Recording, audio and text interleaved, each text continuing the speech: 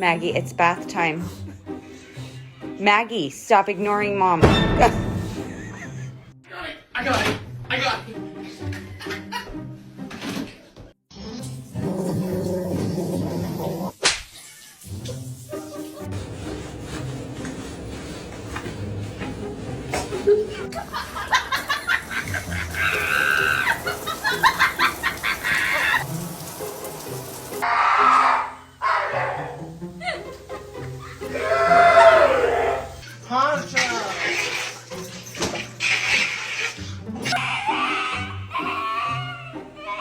Hey, Blaze, you ready to go take your bath? Do